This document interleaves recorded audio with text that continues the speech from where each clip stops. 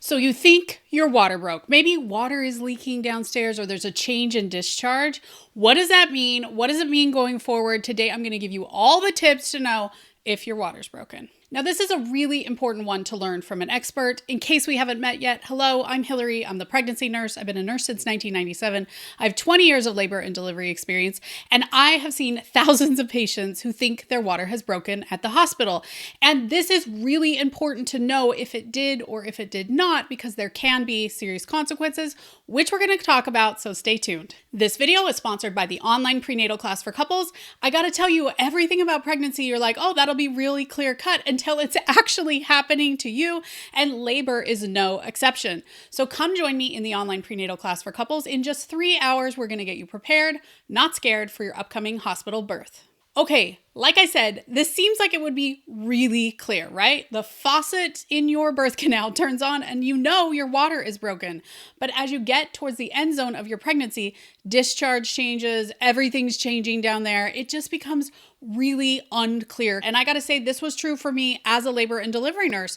As I would check out my panties when I went to pee, I would be like, is that my water broken or is it something else? It's just confusing. So if that's you, I totally get it. And I don't want you to feel stupid because it is a lot going on down there towards the end of pregnancy. So this is your uterus. Well, not yours. It's a crocheted uterus. But as you can imagine, there is an amniotic sac inside this uterus.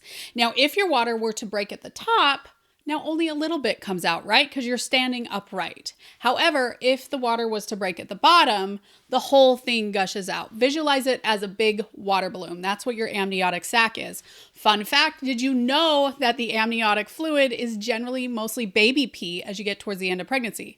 Early on in pregnancy, your body helps to make it, but as baby gets older, they're making enough pee for them to live in, which is weird and gross and also amazing, right? So like I said, for everyone, it's not going to be that giant gush that you've come to expect. For some people, it is going to be a small leak rather than the big gush. So how can you tell? Today, I'm going to give you 3 ways to tell if your water has broken.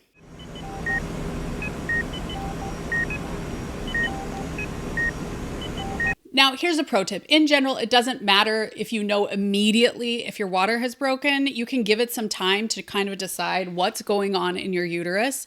One thing you can do is just put a pad on and then do your regular life and see in a half an hour, is that pad pretty wet or is it bone dry? Now, like I said, amniotic fluid is baby pee. So even if you have that giant gush from this uterus, there is still going to be amniotic fluid being made. So it will continue to come out into the birth canal onto the pad that you're wearing until baby is born. Which, by the way, that's one of the gross things I talk about during pregnancy. You guys can find that video. A lot of people find it really interesting that is something people find really gross. So check that one out too. Now, if you're like, Hilary, I really don't want to spend a half hour, an hour trying to decide if my water is broken, there's a couple things you can do. First off, you can cough, although I've got to say that a lot of people end up having it be pee instead of amniotic fluid. So if you cough and that makes you pee, it's going to be hard to tell exactly where that came from. One of my other pro tips that I saw a lot as a labor and delivery nurse is when I would have my patients lift their hips up on the bed, so like doing bridge pose from yoga, water would just pour out. And I'm not exactly sure why that is, just probably changes in how your uterus works with gravity, but that's one way that you can kind of tell and usually doesn't make you pee. Now, the third way that you can tell if your water is broken is go get a test. Now, my biggest pro tip is to call your provider and see if they have tests in their office.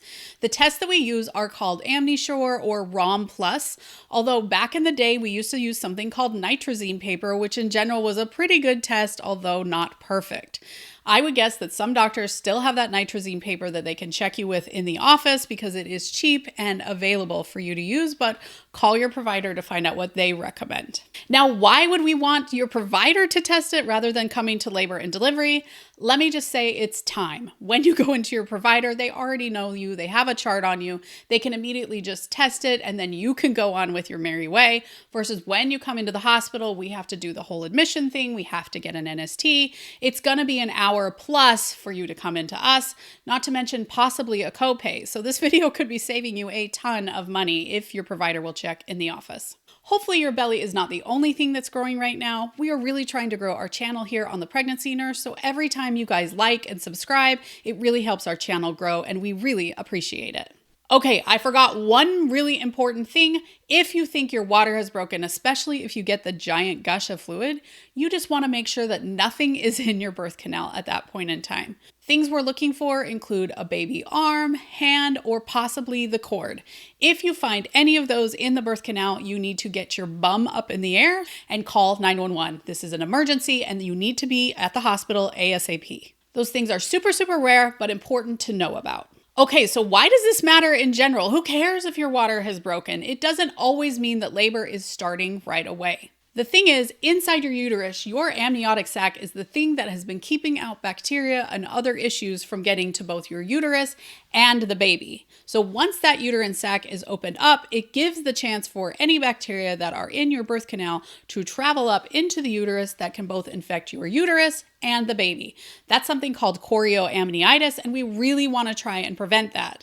So one of the things we watch for after your water is broken is for any signs of fever. It's really important that we do that. In fact, in the hospital, we're going to take your temperature every hour, sometimes every half an hour, just to make sure that that doesn't end up being an issue. That same reason is why once your water has broken, we try and limit vaginal exams because less bacteria gets up to the baby if we limit them. Now, if you think your water has broken, I really recommend you call your provider. Some providers are going to say, okay, head into the hospital, but that is your time to say, hey, I would really like to labor at home for a little bit. What do you think about that? Now, that is really going to depend on you, how far away you are from the hospital, how long any previous births have happened, any GBS status.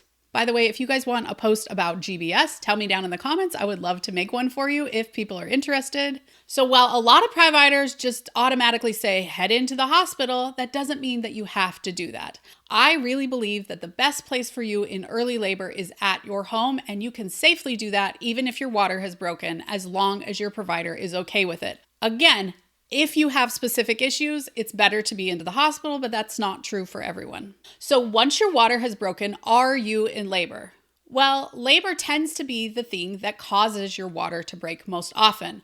A lot of times people feel some cramping ahead of their water breaking, and then once the water breaks, they suddenly start to feel really strong contractions that they may or may not be a fan of. But a lot of times it's that thing that gets you into active labor. Now, the big pro tip about this is most people's water actually does not break at home. Only about 15% of people's water breaks before they get into the hospital, and then even at the hospital, I would say the majority of patients end up having their water broken by a provider with something called an Amnihook. Now, of course, this isn't the only sign of early labor. I have a whole thing about the early signs of labor. I'm going to put the video right up here. But let me summarize. If you think your water has broken, you have a little bit of time to check and see if water continues to come out or if it was a one-time thing. Second of all, call your provider if you do think your water has broken, because they're going to give you the best advice based on you if you should head into the hospital or if you can hang out at home for a while.